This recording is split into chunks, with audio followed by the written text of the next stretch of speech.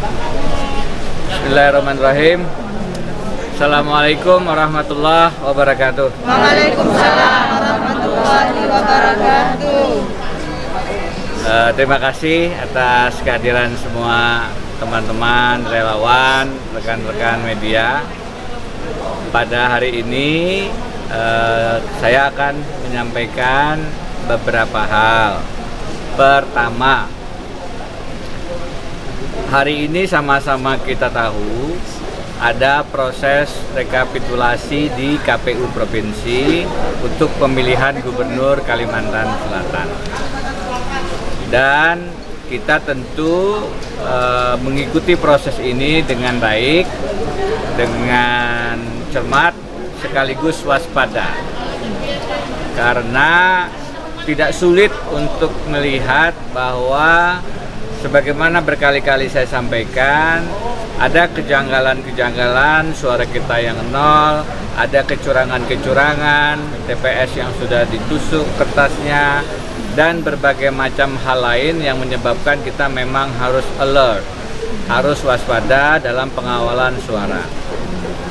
Saya sudah meminta teman-teman saksi untuk mengawal itu.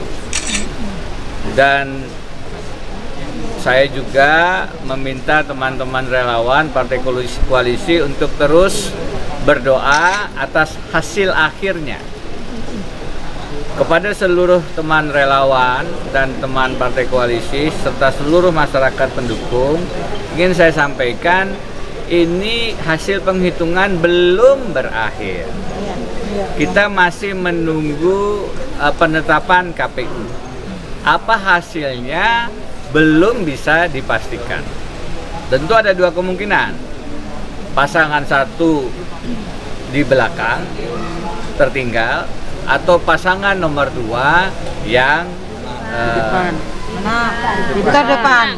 yang berada di nomor urutan kedua, ya kan? Masih ada dua kemungkinan itu. Jadi kita tunggu saja hasilnya. Tetapi apapun hasilnya di KPU Provinsi Kalimantan Selatan, harusnya sih hasilnya agak lebar selisih suaranya. Tetapi kelihatannya kita akan melihat hasil selisih suara yang lebih tipis. Karena itu saya berpikir lebih ke depan, berpikir lebih strategik untuk berangkat lebih dulu ke Jakarta. Karena siapapun yang memenangkan hasil pemilihan menurut KPU Provinsi itu akan berpotensi untuk menghadapi gugatan permohonan sengketa hasil di Mahkamah Konstitusi setelah penetapan tersebut.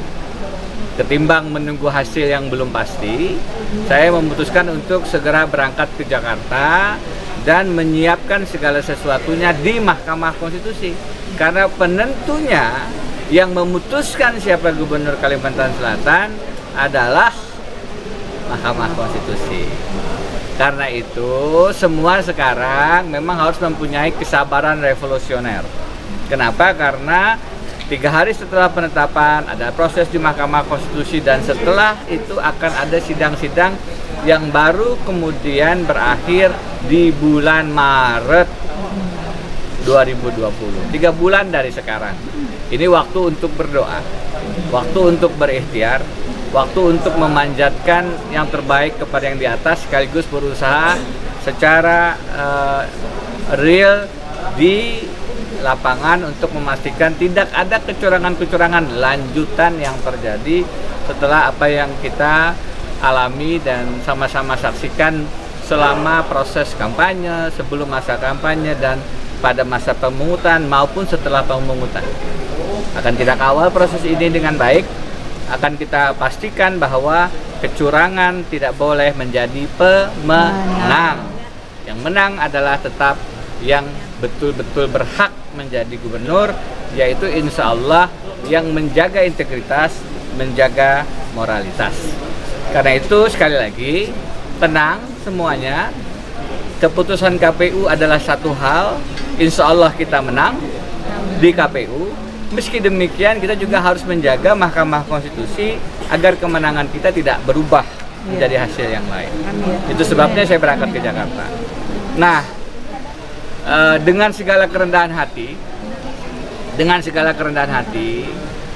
karena memang ke Jakarta ini kita perlu berbagai macam persiapan.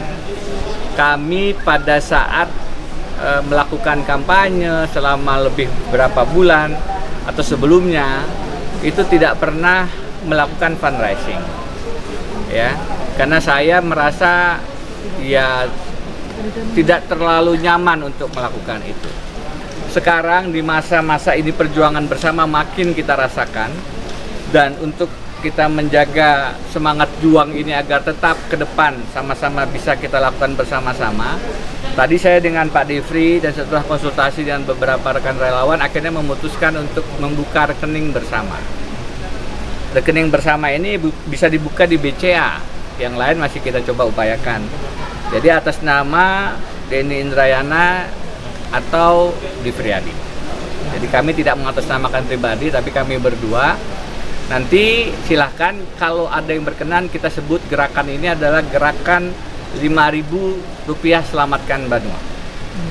Mengirim berapa saja, 1.000, 2.000 silahkan. Dan kita akan pertanggungjawabkan secara terbuka. Ini adalah dana perjuangan untuk merebut kembali kemenangan kita, mempertahankan kembali kemenangan kita di Mahkamah Konstitusi. Siapapun yang ingin berkontribusi, ada dua jalannya, memberikan bukti-bukti pelanggaran dan mungkin juga memberikan sumbangan berapapun nilainya. Kita sebut gerakan Rp5.000 untuk selamatkan Banua. Nah, nomor rekeningnya BCA atas nama Denny Indrayana dan atau Divriadi 789-588-9997.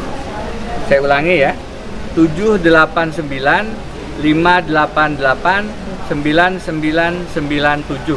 Nanti ada teksnya juga dituliskan dari video ini. Saya minta maaf atas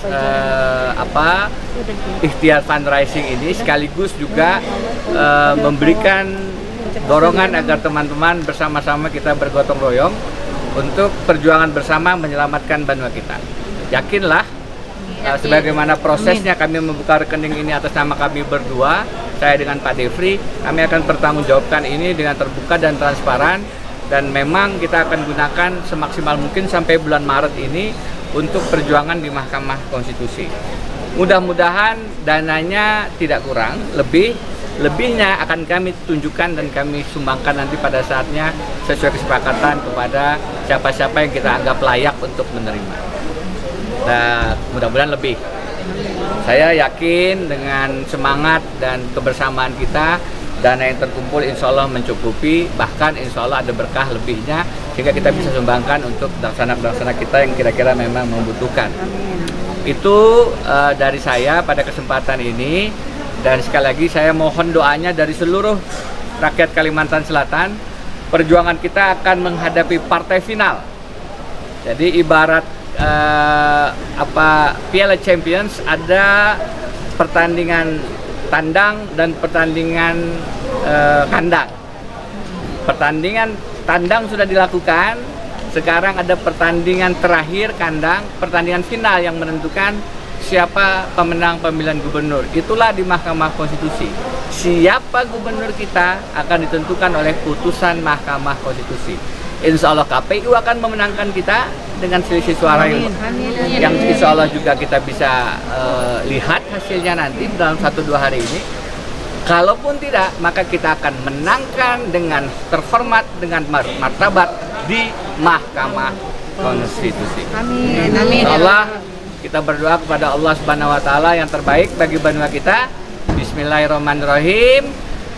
Saya izin dulu ke Jakarta untuk memperjuangkan